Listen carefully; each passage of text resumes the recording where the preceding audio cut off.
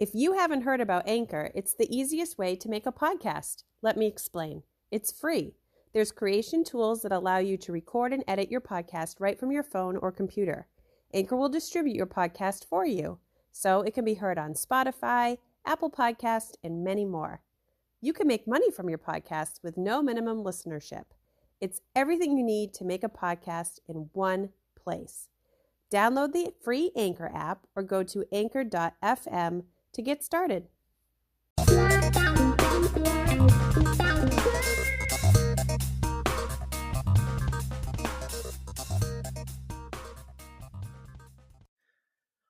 Welcome back, everyone, to the Ops Mastermind podcast. We are your hosts, Dave Foy with Damon Egan. How's it up there in Canada today? Is it still snowing? We got snow this morning. It is still snowing. Yes. Oh my God. I was really kind of kidding, but I'm sorry, man. Such is life. It's melting. So soon the birds will be singing and the snow will be gone and we'll be back in the game. Whew, stronger man than I.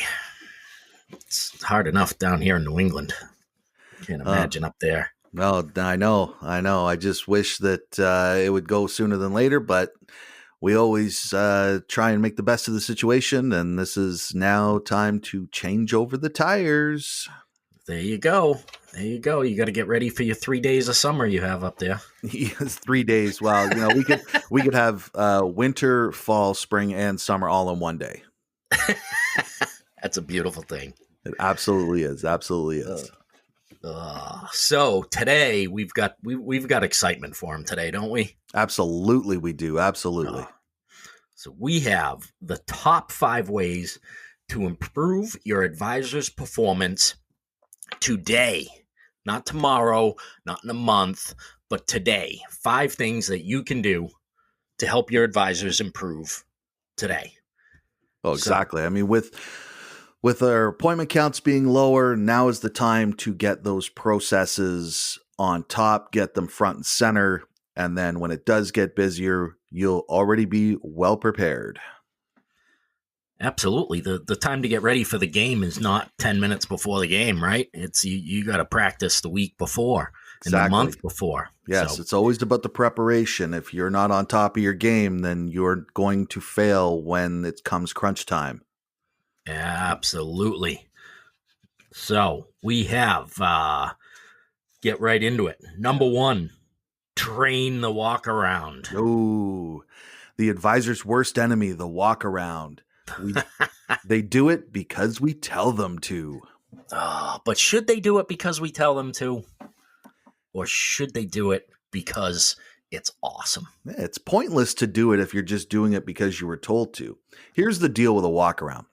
This is where you create the relationship with your customer.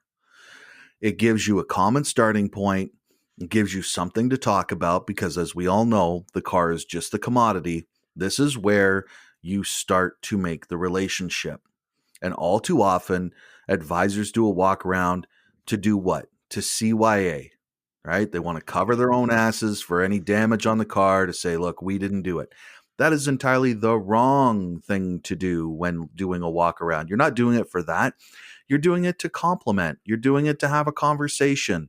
You're doing it, to look at stuff on the vehicle, not just the bad stuff, but the good stuff. Yeah, absolutely. I mean, if an advisor looks at it as, so let's say you look at it as dating, or if you're married, continuing the courtship with your significant other, you have to make that effort to understand them and to see the things that make them light up. And typically a person's car is going to give you those things that make that customer light up, that are important to them. Oh, 100%. 100%. Yeah. I mean, cars are deeply personal to a lot of people. And a lot of people spend many, many hours in their cars. And so they have things inside their cars that mean something to them, or on their cars that mean something to them. So, as an advisor does a walk around, number one, I don't think they should ever call it a walk around or say to the customer, hey, I got to go do a walk around on your car. Does anybody even know what that means? I think to the customer, they're like, oh yeah, they want to take a look at that scratch over on that other side. So I don't blame them for it. Yeah, exactly. I mean, using car lingo like that walk around, man, that just is so irritating. I don't know how many times I've been in a drive and I've heard an advisor say that, oh, let me just go do a walk around your vehicle. Like, are we doing like cardio now? Do we have to get into a fat burning zone? What do we got to do here? Like, I don't even know what this is about right now. And customers really have that confused look. Like when your dog hears something and kind of tilts his head to one side. Usually that's what a customer does when they say, I'm going to go do a walk around. Yeah, absolutely. I can totally see that. So the first thing that an advisor needs to do is they got to involve that customer, right? You got to get the customer involved in the process. So if you do that when you get to the car, and it's not it's not step out of the car, please, as if they just got pulled over by the police. So let's not do that. And thank you to Ted Ings for that wording there. We don't do step out of the car, please. It's join us outside the car, right? Join us out here. Exactly. And then, we can start to walk around from there with the customer. What a novel idea. Go figure. This is like, as you said earlier, this is like a first date. We're getting to know you. So instead of, hey, let's go do a walk around or, anything like that, how about, hey, let's go check out your vehicle. Why don't you tell me something cool about her? Maybe I noticed something cool on your vehicle and then you can tell me about it. Now we're finding some common ground, and that's going to lower down those walls that the customer has when they're coming in, because we all know customers are not coming in to say hi. They're not coming in to say, oh, look at me. No, they're coming to see us because they have a problem. We have to fix it. So they already don't want to be there. So why don't we make it a little more enjoyable, a little more fun, rather than step out of the car, please? Absolutely. How about a simple question of what's the funnest thing you do in your car, or whatever it is. I'm trying to think of some stupid little question. It's anything that you can ask about the car. Oh, for sure. To take it away, take the customer away from the fact that they're in your service drive to do service that they may or may not want to do, but they feel they have to do. So take it away from that. Like you said, take their guard down a little bit. Exactly. Compliment them. If the car's got like cool rims, then let's talk about those. If it's got if it's a truck and it's got a lift kit, let's talk about that. Let's talk about some of the cool stuff that's going on, rather than, well, I see you've got this, or I see that this is a problem, or this is a problem. Man, oh man, if I went to any store and a salesperson came at me with, hey, I don't really like your clothes, I'm going to have a problem. Chances are I'm not buying anything at that store. Yeah, absolutely. And one question that I cringe every time I hear an advisor say it is, and it's usually one of the first things out of their mouth is, do you have an appointment today? Ooh, that's so bad. It's so bad. Like, these are the people that put food on our tables. These are the people that pay our checks. And then all of a sudden you say, so, got an appointment today? Yeah. Well, were you invited here? Yeah, exactly. Exactly. It's so bad. I don't know why advisors or managers feel that they've got to make this such a transactional process and so cold. I mean, we get that when we go to the bank. Like, you don't want to do it here. Yeah, no need for it. So here's something, and this is a little bit of psychology, but let's look at it this way. I mean, we've all been told, don't call them customers, call them guests, because that, you treat them like you would treat somebody in your house. Mm-hmm. If a friend of mine comes to the door, I don't ask them, got an appointment? Got an appointment? Did I invite you here? No, of course not. You invite them in, say hi. So how about this? Rather than treating them like a customer, how about you actually take the words to heart and say, hey, this is a guest in my home. And I'm going to treat them like I would treat any friend, with a friendly, hi, how's it going? How are you? Not got an appointment. Oh, make them feel welcome. How about Wow, that? what a novel concept. It really is. It really is. All right, here we go. Number 2. All right, number 2 is sales language. All right. So this is the one that I have a huge, huge problem with. For any of you that have a former technician on your drive as an advisor now, what do they 99.9% of the time do? They talk above what the customer understands. I mean, I've been in this business a long time. You want me to explain what an outer tie rod does? Not a clue. Not a clue. But if you tell me it's the thing that attaches to the wheel, and if it's not fixed, then the wheel will fall off. Oh, now you're talking my language. Now I get it. So, in all too often, and in way too many cases, advisors are using verbiage that they've heard from a technician, and they're not using real language. They're not using real terms that people can understand. There's a lot of sales tools out there that you can use, but they're all going to tell you to do the same thing, and that is reduce to the ridiculous. Make it so easy that anybody understands what you're talking about. Because if you don't, automatically your customer is going to get that glazed look over their face. They're not going to trust you. They're not going to believe you. And they're not going to tell you that. They're just going to say, uh-huh, uh-huh, uh-huh. And then when you say, so did you want to have that done today? They're going to say, yeah, no. No. Because they don't understand what you're talking about. Yeah, it happens a lot. And even with advisors in the drive who have not been technicians, but they still talk in language that the customer doesn't understand. Like they'll use use acronyms from the CRM, right? Ooh, So yeah, it's I heard one of my new advisors the other day talking to a customer, and he was going through, and I'm like, oh, okay, he's doing okay. And he's like, okay, so all right, so we don't want to get that one done. All right, I'm going to thumbs down that one.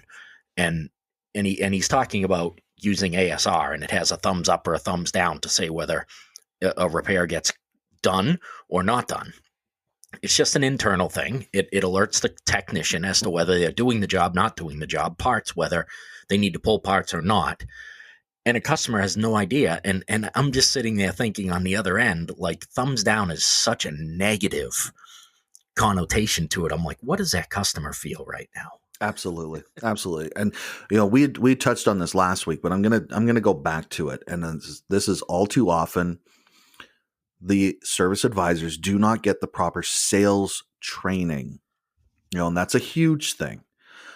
Where does most of the training go in any dealership? Goes to the sales department, because they have to learn how to sell cars.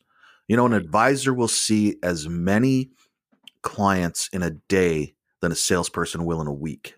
So who needs more training, the salesperson or the service advisor? Because really, when it comes down to it, we're both doing the exact same job. It becomes, you have a product, you need to explain what it does, why it benefits the customer to separate them from their money, and then you close the deal. Now, there is two sides of the fence on this. And one is, well, we shouldn't be using sales tactics in a service department. I have a problem with this. And the reason being is because that an advisor is selling a commodity just the same as a salesperson is selling a car. So why shouldn't they, as advisors, have the same techniques to use as a salesperson would closing a deal? So we don't have that manager that we run back to the desk and pencil the deal and all this stuff. No, we don't have that, because we're not dealing in $60,000, $70,000 repairs. We're dealing in, $50 oil changes or, $200 flushes or whatever. But the structure of the deal is still the exact same way. And as we all know, we have to get paid on sale or gross or net profit. And those only come when, lo and behold, you sell something.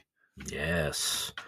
And I think a lot of times the sales language takes on a slimy connotation, and it doesn't need to. That's not what we're talking about. We're not talking about making your people sneaky.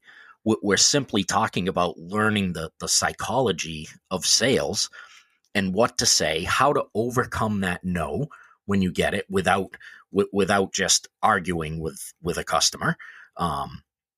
Or pleading with them that it's a safety item or whatever, but ways to actually use the psychology and actual sales tactics that will work to help take your customer through that journey to the yes where you want to get them. And it's way too often that we talk about sales language and our advisors will be like, yeah, no, that's not for me. It's not for, a script. No, it's not for me. I like to go off the cuff. Yeah. I've heard that one before too. And I'm really glad that you brought up the point of psychology, because that's what this is. This is a dance that you need to do with your guest to get them on your side. You know why it needs to be done. You know why maintenance is important. You know why that the repairs need to be handled. But all too often, your guest doesn't either have a clue, doesn't find the benefit in it. I mean, really, because really what we're talking about is intangibles on a vehicle. Mm-hmm. You're talking about a maintenance or a repair. That's not benefiting the customer in any way. They can't see it, feel it, touch it. It's just a piece of the car that needs to be either maintained or repaired. So it really is an intangible. And you have to understand what's going on in your guest's mind when they say no. How do you get around that no? Is it a stall or is it an objection? So is it, I need to talk to my wife? Is it, I need to think about it? And then what do you say? Because there's nothing worse, and we've all seen it, that there's nothing worse when a customer says no, or I need to think about it, and the advisor has that blank look on their face, and they're trying to remember from the limited training that they've had what to say. It's like, yeah, I remember the trainer 6 months ago told me that I need to say this. And you can see them kind of cataloging, in their heads what they're supposed to say next. And then they usually 9 times out of 10 will go, oh, okay, because they can't remember and they don't want to look foolish. Exactly. Rather than just having the conversation. That's, it baffles me. It absolutely baffles me that advisors aren't known as sales professionals and they don't put the extra time in to learn their craft. Yeah. And it's extremely important because 90% of what an advisor is doing is selling. I mean, that's what they're doing, is selling. And like you said, it's an intangible. It's not something that the customer can see. They can't see that nice new couch that they picked out, come into their house and spent $1,000 on when they do front and rear brakes. They don't get to see that. They don't get to enjoy it, sit in it, sleep on it. They don't get any of that. So you really need to be stronger in your sales training because of that. Now, I don't know about you, Dave, but I've had people over to my house before and I've never said, hey, you want to come check out my brakes that I just put on my car? I just, paid $1,000 and nobody's going out to my garage going, ooh, brakes. Ooh. No, unfortunately that doesn't happen, but like I said, all too often we see advisors just, and you said it, like, just, I'll just wing it. No, you've got to have the verbiage. You've got to practice. I know with our team, they've got a number of, we go through objection training, and that's something that, most advisors don't go is through objection training, because it has to come out like it's a conversation. So we go through objection training. So then that way it's ingrained in them. It just becomes an automatic feedback of customer says no, this is what I say next. Customer says no again, this is what I say next. And again, we don't have enough of this training going on at all times. And that comes down to us as managers, maybe we don't have the training and we're not confident enough to give that to our people. And then we have to go outside and get outside trainers. But then we can't do that because the GM says that that's too expensive. As they bring in their third film crew. Exactly. To try and sell that 78 Ford Escort. Well, I for mean, net gross. and especially like today, as we know, new car margins are compressing, used car margins are compressing, to the point that they're not making any money in the front end. So where does all the money come from in a dealership? It comes from the fixed ops department, parts and service. And if we don't have the proper training and we're not using the proper skills and the proper language to convert those customers from, again, prospects into sales, then we've got a big, big disconnect. And that's why you're seeing the profit margins in most stores going down every single year. Absolutely. Continues to happen. And at some point, we will make a dent, Damon, and we'll make them understand that these types of things need to happen, have to happen. Number 3, we're already up to number 3. It's amazing. Menu presentation. So not just presenting the menu, but when do you present the menu? How do you present the menu? Yeah, that's such a great, great point. A lot of stores, if you ask a manager, do you have a maintenance menu? What are you going to hear? That it's in the owner's manual. Oh, yeah, it's in the owner's manual. Yeah. Or if they're with a third-party fluid company, yes, they'll make you a menu. Of course they will. Absolutely they will. But here's the deal. And they're probably not going to like that I'm going to say this. They make a menu to benefit their product. No. It happens. I'm not kidding you. It actually happens. So nowadays, the customer, what do we always hear? Well, it doesn't say that in my manual that I have to do that. Oh, it doesn't say that in my manual, right? How about this? Mr. Customer, this is what's recommended at this mileage. We're going to inspect these fluids to see if they need to be changed. If they don't, we're not going to. But in our climate and for the type of driving that most people do, this is what we recommend at this mileage. Well, what have we done here? We've done 2 things. One, we've presented what needs to be done. The second thing that we've done is we've lowered that wall again. Mr. Customer, if we check these fluids out and nothing needs to be done, we're not going to do it. All too often, advisors think that they've got to sell everything in the drive. So here's where I have a problem with this. And I've got a lot of problems. With this list, Dave, I've got a lot of problems with it. I see that. So what are most advisors told to do? Pre-sell in the drive. Pre-sell in the drive. Okay. So then the car goes in the shop. Then the inspection's done.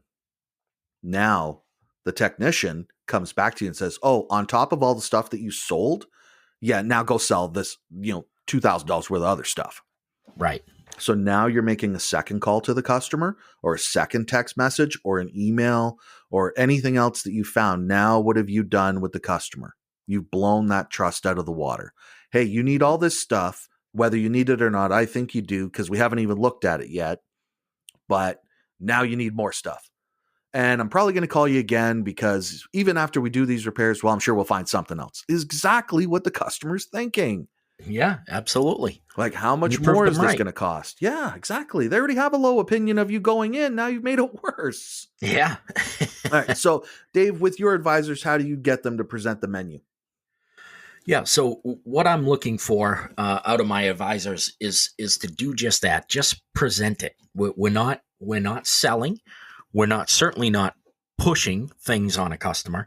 We simply want to make them aware of the things that your vehicle are due for, and be that according to the maintenance manual or according to our own local driving conditions, as you mentioned, because we realize, and we need to make customers realize that what a manufacturer lays out for a maintenance manual is not always in the best interest of that customer's vehicle's life. And customers sometimes have a hard time understanding that.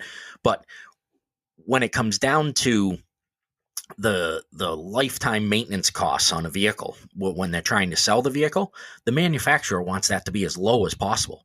So it looks like you buy this car and wow, you've got nothing to do to it for the next 5 years. You have to spend $12 on maintenance, when we realize that, a manufacturer knows that if you don't touch any fluids or do anything to it, car will probably run 100,000 miles. And then after that, it's pretty shaky and you're going to go buy another one. So now they've accomplished what they want, which is you to move into a new piece of metal, hopefully with still their brand moniker on the front of it. But what we need to do from the fixed ops side is we want to make that car run as long and as well as possible. And that's going to require us recommending things to the customer. But I don't want them to actively sell that on the drive. Simply make them aware that these are the things that are recommended at this mileage. But as you said, Damon, my technician is going to take a look at this through the multi-point inspection, and he's going to check those fluids and see whether they are actually ready to be changed or not. If they are, he'll make a recommendation and I'll reach back out to you. But if they're not, then we're just going to leave them alone and we'll check them the next time. You make such a great point there. I mean, we're inundated in this business with a lot of technology, and there's a lot of companies out there that are selling digital multi-point inspections with video and pictures and birthday presents or whatever comes with them. So here's the deal. Why not utilize that technology? Mr. Customer, while you're here, we're going to inspect your vehicle. And when we inspect your vehicle, we're going to check all the conditions of all the fluids, and we're going to shoot some video or take pictures of them, as we've talked about previously, of what needs to be done. If we see that they don't need to be done, you're going to have some evidence that shows that they don't. Or if they do, you're going to have evidence that shows that they do need to be done. Now, you're being completely transparent with your guest. You're not putting all this undue pressure on them in the drive while you've got 3 other customers waiting for you. Your drive's packed up and you're trying to sell something that is imaginary at this point. So why not let the technology enhance your selling style at that point? So if we do that, you've got a better shot at closing on those repairs or those maintenance items. Now, here's another tip that you can use when people say, well, my manual says this. And this is quite easy.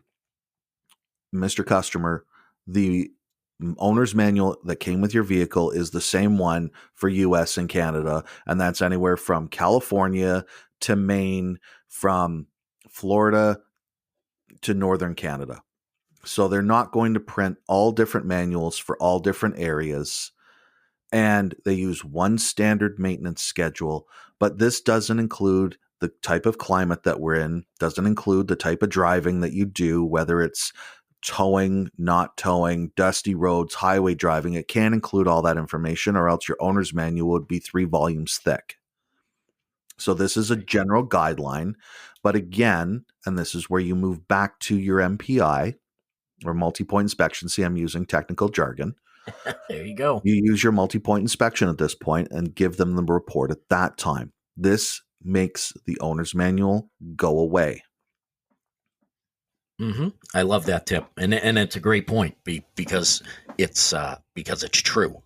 It's one owner's manual, no matter where you are, and they have their light duty, severe duty, blah blah blah. But honestly, you can read most of those conditions, and it's like a horoscope. You can make them fit for where you are if you really want it to. Well, so of course you can. Of course you can. I mean, the soccer mom who's using her F-150 to go to Costco and then pick up the kids and is just doing runaround city driving, she's not going to have the same use of fluids or brakes or anything like that than, say, the construction worker who's out in the middle of nowhere in a field pulling a trailer full of tools.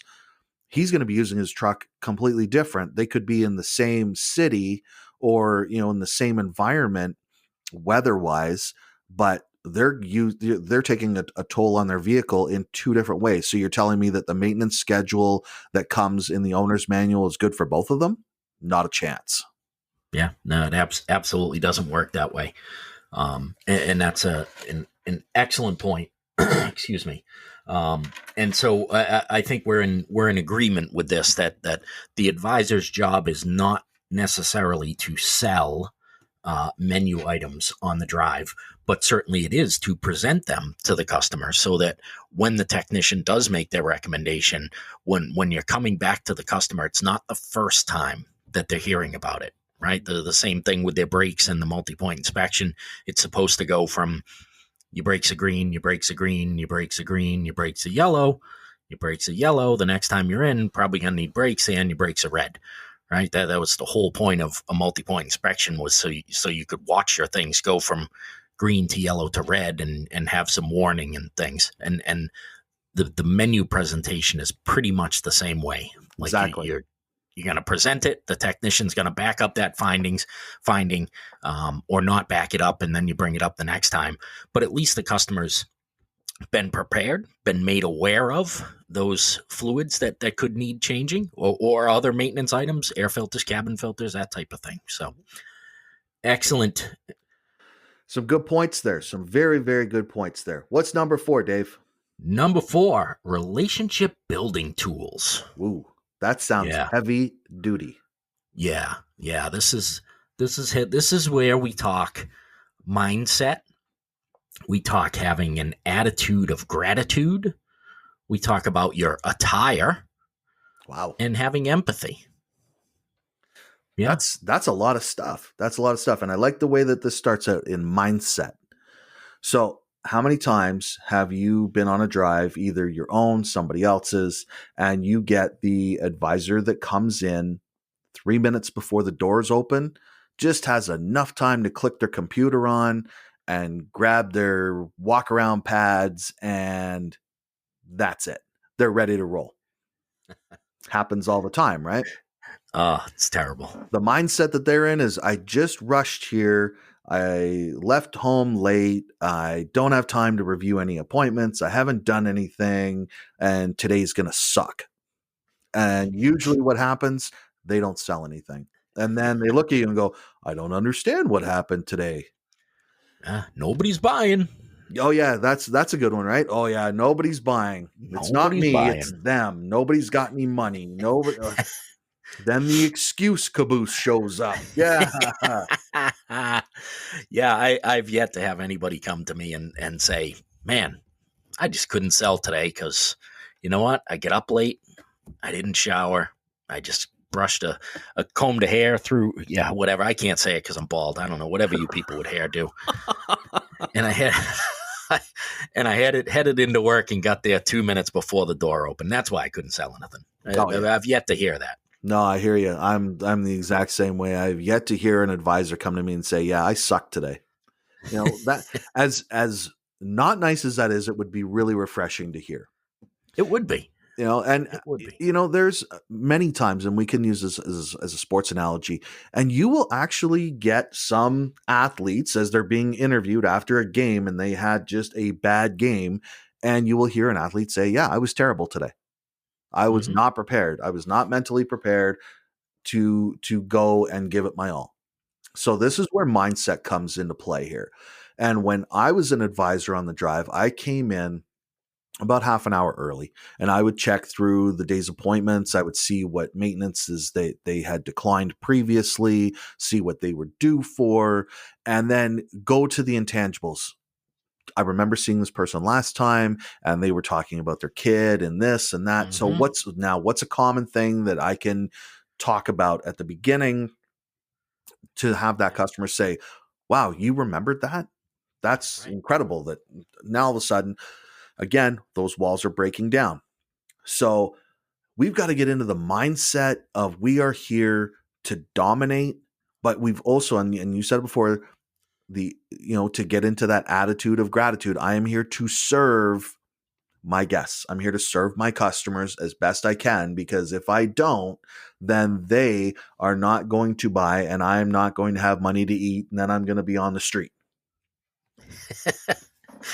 Absolutely. Too many homeless advisors out there, Damon. Well, it is. It's a horrible thing. They should do a telethon for advisors that are homeless right now, because it's so bad, because they come in with 2 minutes to go and they're just bouncing on there. Now, as a manager, here's what I look at, is that if I have an advisor that doesn't sell anything and sees 15 customers in a day, how much money did I lose in the department from that advisor not doing their job properly. Ooh, What was the cost see? of acquisition of that customer to come in? Yeah. And then how much revenue did we lose because that advisor was not prepared to do their job properly? Yeah. Now that's something that's not tracked enough, is it? Right. But we'll certainly track technicians' productivity, and not link it back to an advisor's poor productivity.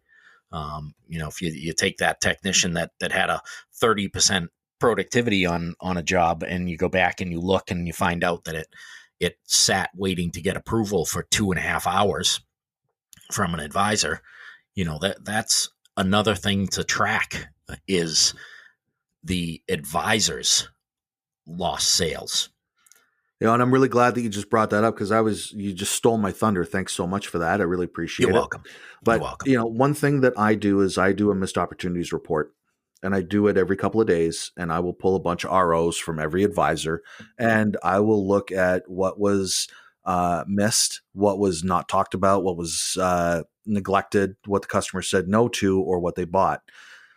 If you do this with, say, 6 of your most popular services, and then if on that RO, if the customer was due for 4 services, and let's say those 4 services equaled $1,000, let's say, if you had 4 of those in a day for one advisor, that's $4,000 of revenue lost. Mm-hmm. Just think about that for a second. Yeah. So you take that over a 30-day period. That's scary, isn't it? That's a ton of money. It's a lot of money. So as a manager, are you going to put up with that? Are you going to say, not. "Oh, well, it's okay. You just had an off day. You just had an off day," because 1 becomes 2, becomes 3, becomes 4, and then all of a sudden it becomes, "Well, we need to fire you now because you can't do your job." When as a manager, you should have stopped it early enough by doing a missed opportunities report, and then you could see how much money that advisor was costing you. Yeah, well, and that advisor, when that comes down to it, is going to go, "What? I thought I was doing a good job. I thought I was doing really well," because you didn't take the time to go over with them and to take that missed opportunities report and go back to our number 2, which is sales language, and teach them some more sales language, or to take them back to number 1, which was train the walk around, and start right at the beginning again and work on the walk around with them. That firing somebody is never a fun thing to do. And it's expensive. It's expensive. And if it gets to be fun, you need to have your head checked. But you should be able to do it with a clear conscience, knowing that you did everything you could as the leader to make sure that you put everything into this person to give them every opportunity to do the job that you expected them to do. So you gave them all the training, you gave them all the talks, everything they needed to be able to do the job, and they didn't perform. So that you can let somebody go with a clear conscience. If you're letting somebody go and they have no idea why they're being let go, you should be following them out the door. Exactly. You failed. You failed as a leader. Oh, 100%. So we started that out with attitude of gratitude. We could probably do a whole podcast on advisor as a career instead of just a job. And I think that ties in with attitude of gratitude, where you're grateful for being there. You're grateful for having the opportunities you have presented to you each day. And if you approach your day like that, good things are bound to follow. Attire was another one that we talked about. I absolutely love this one. Absolutely love this. So I'm going to tell you a story. I walked into a store on a Saturday. They had one advisor on, and she was wearing sweatpants and boots on a Saturday. A t-shirt, sweatpants, and boots. It's Saturday, man. I didn't know if this person worked there or was cleaning the place. It was crazy. It was absolutely crazy. I couldn't understand that. And I've been in so many other stores where it looks like the people that work there are actually customers there. You cannot tell the difference. Oh, wait, they have maybe a name tag on or a lanyard or something that shows that they work there. But other than that, here's my grubby ass jeans. Here's maybe a factory branded shirt, but maybe not. And, if you don't look the part, you're not going to do well that day. And, you said it before. So you woke up late, you didn't grab a shower, you just blazed a comb through your hair and you zipped to work and here you are and you're rushed and you look like hell. Well, Yeah. You're going to not feel good. You're not going to do a good job with your guests. And that's going to transcend all day. All day. So, Mm-hmm. hey, let's just do it again the next day and see if it works. No, it doesn't. It's the same thing. So, for myself, this is, and there are books actually written on this. A uniform takes away decision fatigue. So I'll tell you what I mean. So I have 6 of the same branded shirts, 6 of the same branded pants. So I don't have that decision fatigue of going to my closet in the morning going, well, what am I going to wear to work today? No, it is this, and this. Here we go. Same thing every day. It's all clean because I've got 6 of each. So now all of a sudden, I'm not making those decisions before I even leave the house in the morning because I've already got that done. So when I get to work, my head is clear because let's be real, the amount of decisions that you're going to make from the time that you wake up to the time that you get to work in the morning are in the thousands, not the hundreds, the thousands. Your brain's already working on overdrive. So if you are going through your closet trying to find something, A, that's clean or not wrinkled, then your brain is spastic already. Yeah. So if you've got proper attire and you look professional and you didn't have to think about it and your mind can be working on other things, you're going to be ahead of the game. Absolutely. And also with attire, like you said, same branded shirt, same brand of pants. The great Fred Beans had said that from the very start of his dealerships, everybody wore a light blue button-down shirt and tan khaki pants, and the managers wore white button-down shirts and tan khaki pants. And that was done for 2 reasons. Number one, to eliminate people wearing all kinds of crazy stuff into work. And number 2, to make it easy for the customers to identify who was who in the dealership. And as you said, when you walked into that dealership and there was an advisor there in sweatpants and a t-shirt, is that the person I'm going to leave my keys with? Is that the person I'm spending hundreds of dollars or thousands of dollars with? Right. And it's funny you brought up that example because when I started at a store a few years ago, the first Saturday that I went into the store, the 3 advisors that were on all had jeans on. And I said, what are you doing? And they're like, well, it's Saturday. Yeah, I don't care. It's Saturday. We have techs that take a day off during the week so they can work Saturdays. We set up a normal schedule on Saturday. So do we have some kind of customers coming in that I'm not aware of on Saturdays? Because as far as I'm concerned, Saturday's just another day of the week, and the customer deserves your best. Deserves your best. Not give it your best. They deserve your best. And you're not going to, you just, whether you want to argue with that point or not, looking good does equate with feeling better. And feeling better is going to equate with performing better. You're exactly it. You're exactly it. So here's another example of this. If you're going to invest your money, so you got a lot of money to invest, you worked hard for it. Are you going to invest it with the guy who is in jeans and like a shirt and him telling you, oh, yeah, give me your money? Or are you going to go to the bank or to your investment guy who's in a 3-piece suit and looking like $1 million? And they could both be saying the same thing, but perception is the guy in the suit knows more because he looks successful. Right. So I always tell my people that you should dress for who you want to be as opposed to who you are. Yes. Because if you're rocking it, if you're looking like $100, then you're going to exude that confidence and you are going to be in a better frame of mind to do what you need to do in the course of a day. Right. And we talked about earlier, Damon, that we have to overcome objections in the service drive with selling to customers. Do we want to add one more objection on there?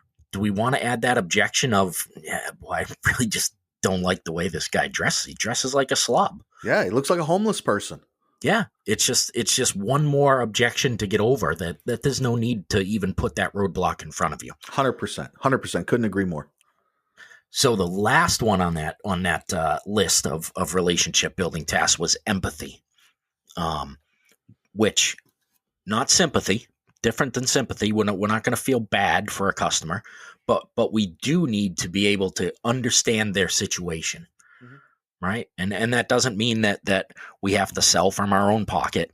It doesn't mean that we, but what it does mean is we need to consider what the customer is going through.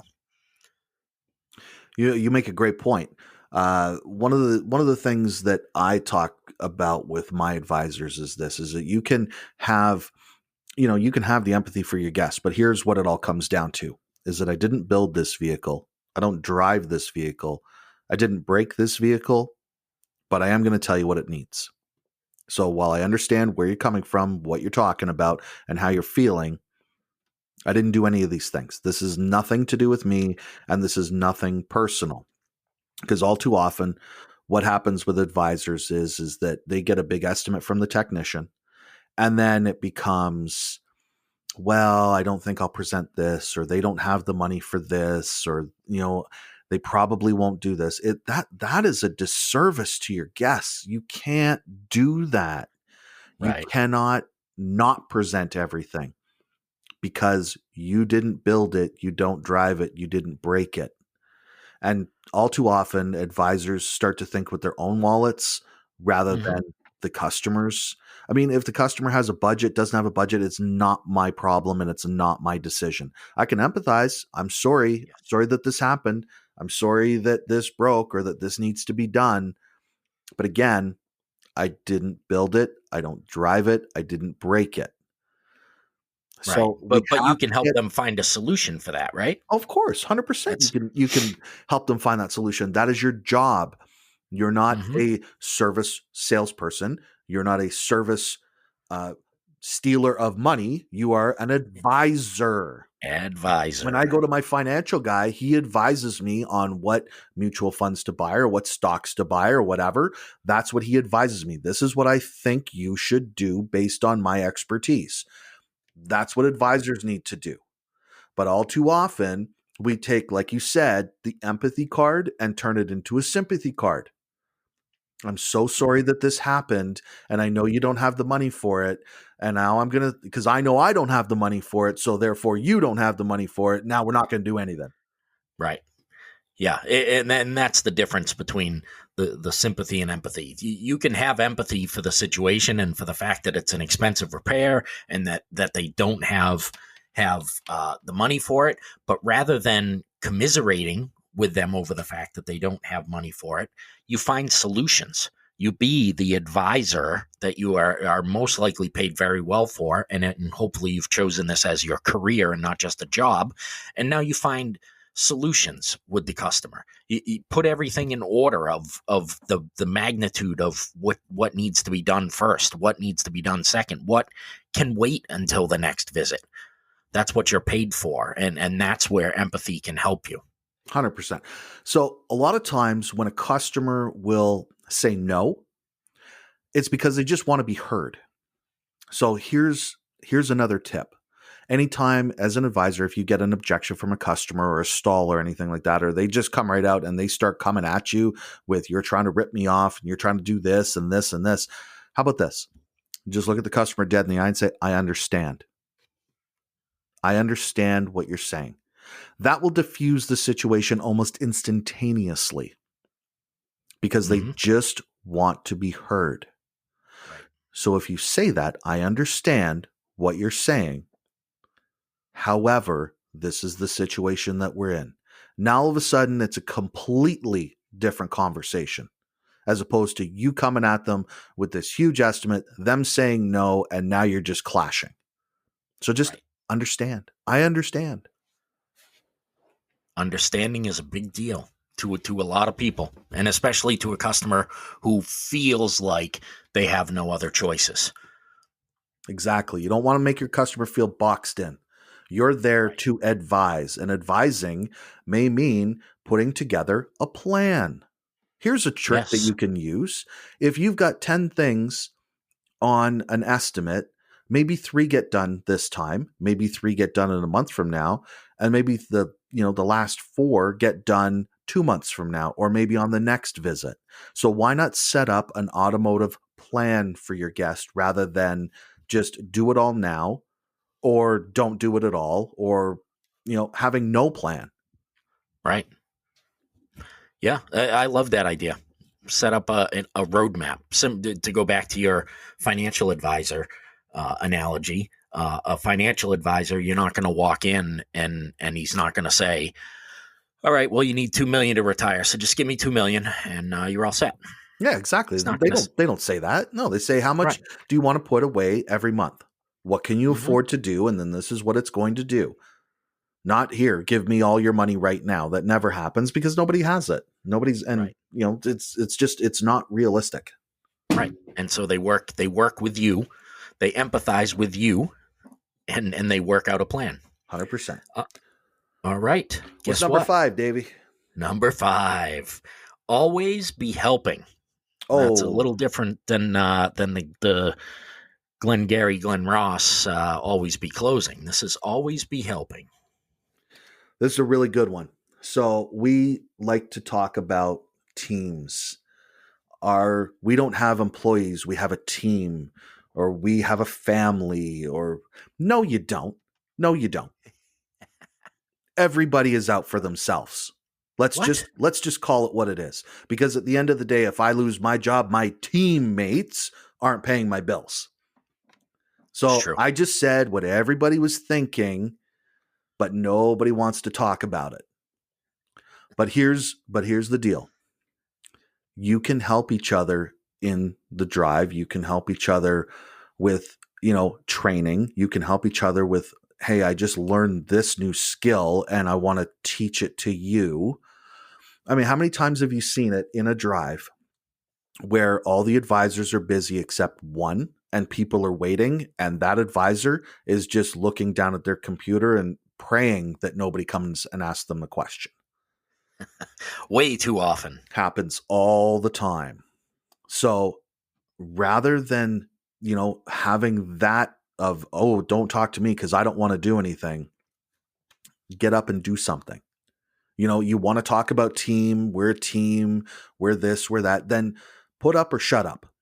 Because as much as us as managers want to talk about, oh, I've got a team environment and it's a team and it's a team, unless you are promoting that to all your people and you are living it from the top down, then nobody is going to get into that team atmosphere. Yeah, I completely agree. And I'm a big believer in team. I'm a big believer in, I know the New England Patriots are a hated football team for a lot of people, but Bill Belichick and do your job. That's a big thing with him. Just do your job. The right tackle has a job to do, and he must do it. But that right tackle also, in doing his job, needs to know what's going on to the right or left of him so that if he has to help, he can. And that's the message that I promote with my team is you have a job to do. You need to be focused on getting that job done and doing your job. So that means not complaining that advisor 2 didn't take it up when they should have, or that technician A doesn't do a multi-point, or whatever it is that you need to complain about or want to complain about. You need to do your job, and it's my job to make everybody else do their job. So I'm the big umbrella at the top of the forest, and everyone else is the spokes of that umbrella. And if we all do our job, then it comes together in a nice handle for the customer to hold and have a roof over them or an umbrella over them. That's a great analogy. And just like you said about Belichick, about do your job, how many, and I know we're kind of getting off topic and into sports here, but how many problem players went to the Patriots and then all of a sudden became model performers, model athletes? A ton of them have. Yes. And if they didn't succeed there, it wasn't because they weren't given the opportunities or the chances, because they did not want to buy into the concept. Right. So again, let's just go back to it and exactly what you said, and that it starts with the leader of a team format. And hey, if you're a service manager, be on your drive in the morning. Stand out there and see what's going on. And if you see where there's a problem or a weakness or a weak link, it is your job to fix it.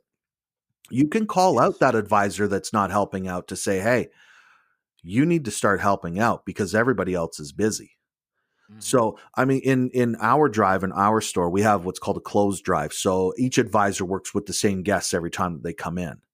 So you may have 3 advisors that don't have anybody in front of them at that point, and you may have one advisor that's got 3 people in front of them because all of her or his guests came in all at the same time. Well, it's the other advisor's jobs to go and talk to those people and start the process of doing a walk around and talking about all those things so that when that other advisor is ready, he or she has all the information. Now, maybe that advisor is still with a guest even when you're done. Write up the damn work order. Just write it up. Because the things that I've heard previously, I'm not writing it up because I'm not getting paid for it. Oh my goodness. Wow. So this is what it's come down to, is that you're not going to do it because you're not going to get paid. Okay. So here's what you can do is you can pack up all your things and you can leave, because that's not how we do it here. It's a great line, but you can fit in or you can F off, one of the two. That's a great line. There's your choice. And when I hire advisors, I give them explicitly how this goes. This is how we do things here. You can either do it this way or you can't be here. Which one are you going to do? Yeah. And that sounds like tough love. And in a way it is, but it's really providing, not providing, it's doing what a leader is supposed to do, right? It sets the tone. And the tone is that we are not going to operate as individuals here. We are a team, and we will work together, and we will help each other, and we will all succeed. And you're exactly right. You're exactly right. And it starts with the framework of what us as managers come out with.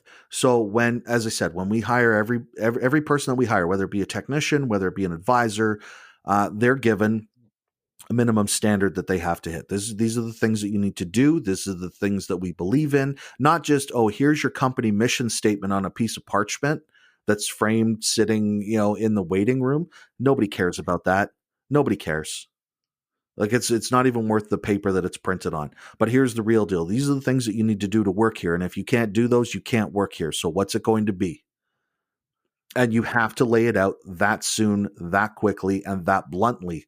Because if you don't, then you're going to have people coming saying, I didn't know. Nobody told me. Right. You can't expect people to follow the rules of the game if they don't know the rules. Very true. Very true. It's impossible to do your job if you don't know what the job is. Exactly. All right. So, Damon, one of the things I wrote down here for our end here was that if you are aligned with your integrity for your business and your message, that you will deliver on exactly what you said, that it would be impossible to not make money. Wow. And it's what I truly believe. If you are there and you're doing your job with integrity, so you're not selling crap that's not needed to customers, and that you honestly believe in your heart that you are going to deliver to that customer exactly what you tell them you will deliver to them, then there is no way that you are going to stand on that service drive or lead a team and not make money. It's just impossible. Yeah, that's a great line, and people should be writing that down and be living by it. I've got a coach, and he's usually said, he always says to me, if you wouldn't sell it to your mother, don't sell it to your customers. Absolutely. And that's so true, is that in this business, all too often, because of the pay plans, and I've seen some ridiculous ones, people will always go for the quick money. And those are the people that don't last in this business. So yeah, it doesn't work that way. If you can stand behind what your own integrity is, you will never, ever have a problem, because people will see through the BS. And if you're genuine and authentic, you will never have a problem. Absolutely. I love it. And that is a perfect spot for us to end episode 2. I can't believe we've been on the air this long. 2 episodes. I can't believe that we actually have done this 2 weeks in a row. The procrastinators 1 and 2. It's amazing. We got it done, brother. So I look forward to another conversation with you next week. And I don't know what we'll talk about, but I'm sure there will be something unbelievably interesting for us to talk about. Well, I'm sure that us 2 old guys will find something to BS about. So stay tuned for that one, folks, because it sounds like a doozy. Woo-wee. We're gonna bring you a winner. All right, Damon, go shovel some snow, brother. All right, take care of yourself and have a great week. Go sell some stuff. Go make some friends. Go get some customers, and let's have a great week, everybody. Absolutely. And remember to like, share, subscribe to this podcast. Tell your friends. Tell your friends. You should tell your friends. It's free. It is free. This is free stuff we got going on. Free. Tell your friends. All right, Damon, see you next week. Take care, brother.